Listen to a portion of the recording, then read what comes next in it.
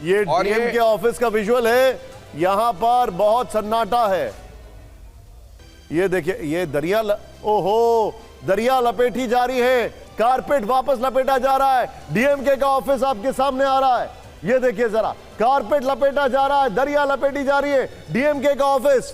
तो यहाँ देखिए जरा, यहाँ जो पूरा कनात और दरी ले आकर सेलिब्रेशन की तैयारी चल रही थी, उसको वापस हटाया जा रहा है। मैंने पहले ही कहा था टीवीके के ऑफिस चले जाओ, मैंने अभी अपने टीवीके के ऑफिस अब जाना ही होगा तमाम लोग। और अब आप देख रहे हैं ट्राइपॉड भी जो खाली वहां खड़े हुए हैं, ये बता रहे हैं कि कैमरा शिफ्ट कर गया है। कैमरा शिफ्ट कर गया है, यहां से कर्टेन हट गया है, तंबू भी तंबू भी हटा दिया गया है, तंबू उखाड़ा जा रहा है के ऑफिस से। ये देखिए, ये अगर मैं कहूं, अब मैं कह सकता हूं, अभी तक के रुझानों में विजय की ये तंबू उखाड़ देने वाली परफॉर्मेंस, ये तंबू उखाड़ परफॉर्मेंस टीवीके की, क्या कमाल का ये आपने फ्रेज निकाला है। ये आपके सामने तस्वीरें देखिए, दरिया सिमट गई, तंबू उखड़ गए। डीएमके के दफ्तर में तंबू हटा दिया गया है, रेड कारपेट हटा दिया गया है। कैमरामैन ऑफ कोर्स सोच रहा है कि क्या करे यार, यहां पर तो कुछ हो ही नहीं रहा है। लेकिन देखिए, और अभी यकीन मानिए, चेन्नई में मेरा तजुर्बा जो कह रहा है वो सिर्फ दो जगह भीड़ होगी। एक होगी बीच पर, वहां पर जश्न होगा, दूसरा होगा टीवीके के दफ्तर में।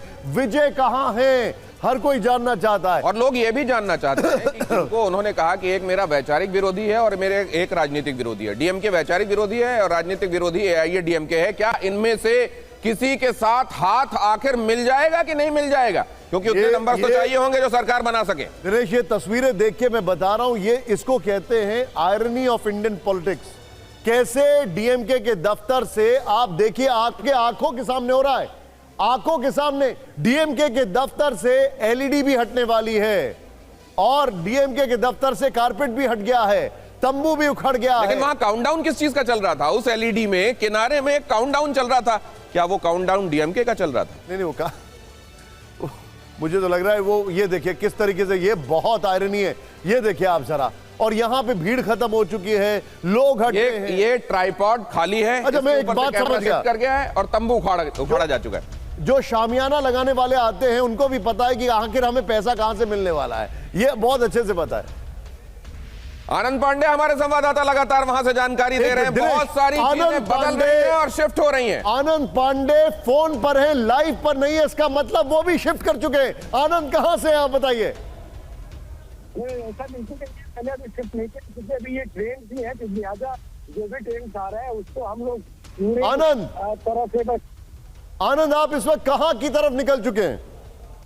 आनंद पांडे चेन्नई से हमारे संवाददाता, उनसे लगातार बातचीत करने की कोशिश हम कर रहे हैं, लेकिन लगता है एन रूट अब वो भी टीवीके के दफ्तर की तरफ चल रहे हैं। क्या तमिलगा वेत्री कशगम, बहुत सारे लोगों को अभी तक ये फुल फॉर्म याद नहीं था, अब याद हो जाएगा। टीवीके से अब बहुत जल्दी ये याद हो जाने वाला है। अब ये तमिलगा वेत्री कशगम, ये जो 100 मार चुके विजय, ये विजय जो एक तूफान की तरह आए और आंधी की तरह छा गए पूरी तमिलनाडु की राजनीति में। और अब ये कहा जा रहा है कि वो वेस्ट बंगाल हो, लगातार बात करने की कोशिश कर रहे हैं आनंद पांडे से, लेकिन लगता है उनको आवाजें नहीं जा रही हैं। आपको आवाज आ रही है क्या आनंद? ये बिल्कुल आवाज आ रही है मुझे। मैं आपको बताऊं कि हम अभी डीएमके दफ्तर में थे, यहाँ पे जो रुझानों को देखा जा रहा है, लेकिन जिस तरह से सेंचुरी मारी है रुझानों में टीवीके में, जाहिर तौर पे अब जो है सब इंटरेस्ट जो है शिफ्ट हो रहा है टीवीके की तरफ। और मैं आपको ये बता दूं कि अभी चूंकि डीएमके के नेता ये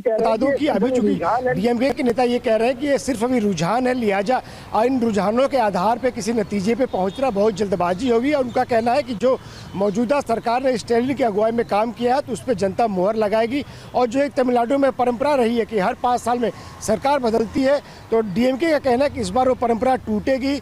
चूँकि हीरो रहे हैं, फिल्मों से आए हैं, तो उनको लेके फैंस का एक क्रेज़ था, तो हो सकता है कि शुरुआत में लोगों ने उनको वोट किया हो, लेकिन ये उनके पास एक संगठन नहीं था टीवीके के पास। और ऐसे में डीएमके कहना है कि बिना संगठन के आप जो है सत्ता में नहीं आ सकते हैं। वो दौर चला गया जब फिल्मों से नेता आते, फिल्मों से एक्टर्स आते थे और चुनाव लड़ते थे और सीएम बन जाते थे। लेकिन डीएमके को अभी भी ये उम्मीद है कि तमिलनाडु में डीएमके की सरकार रिपीट करेगी। और जो स्टैलिन का जो काम है, जो चेहरा है, उस पर जनता ने वोट किया। उनका कहना है कि कुछ देरों की बात है, कुछ समय की बात है, इसके बाद फिर से जो ट्रेंड्स है उसमें बदलाव नजर आने लगेगा। लेकिन अब मुझे एक बात बताइए, आप अभी इस वक्त आप 101 टीवीके 101 यहां पर 101 टीवी के। अब मैं आपसे ये जानना चाह रहा हूं आनंद, AIADMK की तस्वीरें राइट साइड में हैं, लेकिन लेफ्ट साइड पे आपको डीएमके का दफ्तर जहां पे शामियाना हट रहा है, यहां पर AIADMK आपके सामने, उनमें जोश है क्योंकि एटलीस्ट वो नंबर 2 पर तो दिखाई दे रहे हैं यहां पर, लेकिन टीवी के 104 पर हो गई है। आनंद, क्या ये कोई जानकारी है, कोई अंडरस्टैंडिंग समझ में आ रही है कि आखिर अगर नंबर्स नहीं आए तो कैसे सरकार बनाएंगे? जी देखिए, इसकी तैयारी पहले से कर रखी है। हालांकि डीएमके का पहले से ही मानना था कि वो कांग्रेस के साथ इस बार जाने के ज़्यादा इच्छुक नहीं थे, भले वो तमिलनाडु में हो, पुडुचेरी में हो, लेकिन ये आंकड़ों के ऊपर होता है। अगर डीएमके को सफिशिएंट नंबर मिलते हैं और कांग्रेस पार्टी उतनी सीटें जीत लेती है जिससे कि सरकार बन सकती। जी, टीवीके ने पहले ही हालांकि ऐलान किया था कि विजय ने कहा था कि वो किसी के साथ चुनाव बाद गठबंधन नहीं करेंगे, लेकिन अगर जनता उनको वोट देती है, जनता का अगर मन है उनको सत्ता में लाने के लिए, और अगर कुछ सीटों की ज़रूरत पड़ती है तो जाहिर तौर पर उनको गठबंधन करना पड़ेगा, भले वो चुनाव से पहले या काउंटिंग के पहले कुछ भी कहते रहे, क्योंकि ये जनता के मैंडेट का अपमान होगा। अगर यहाँ की तमिलनाडु की जनता विजय को सीएम देखना चाहती है, टीवीके को सत्ता में देखना चाहती है, जो टीवीके ने वादे किए हैं यहाँ की युवाओं से, महिलाओं से, यहाँ की जनता से, अगर उसको पूरा करना हो, जनता उनको अगर वोट देती है और कुछ सीटों की कमी रहती है, और अगर टीवीके समर्थन नहीं लेते हैं बीजेपी या फिर किसी और दूसरे दल का, तो जाहिर तौर पर ये मैंडेट का अपमान होगा, क्योंकि जनता ने उनके वादों पर भरोसा किया है, उनको वोट दिया है। तो जाहिर तौर पे हो सकता है कि टीवीके को अपनी रणनीति, जो ऐलान उन्होंने पहले किया था कि हम किसी के साथ अलायंस नहीं करेंगे, उसको उनको बदलना पड़े, क्योंकि अगर आपको सत्ता में रहना है, सत्ता में आना है, तो आपको सत्ता में आना पड़ेगा, इसके लिए आपको समर्थन लेना पड़ेगा। और जाहिर तौर पर टीवीके के जो पोल मैनेजर, तमिलनाडु का हाल हमने देखा, लेकिन जहां पर चीजें सोचे गई दिशा में जा रही हैं, यूडीएफ आ रहा है, वहां कौन बनेगा सीएम, बड़ा सवाल है। विक्रांत हमारे संवाददाता वहां से जुड़ रहे हैं, इस सवाल का जवाब मिल रहा है कि आपको विक्रांत?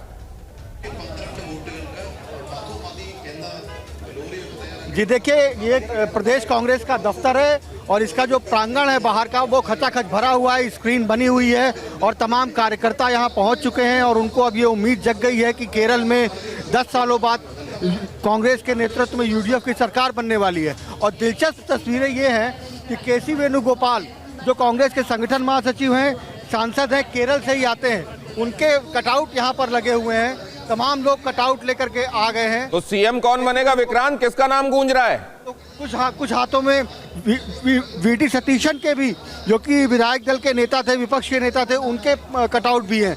तो आहिस्ता आहिस्ता जैसे जैसे बहुमत की उम्मीद जग रही है कांग्रेस की, वैसे वैसे मुख्यमंत्री के लिए दावेदारी भी दिखाई पड़ रही है।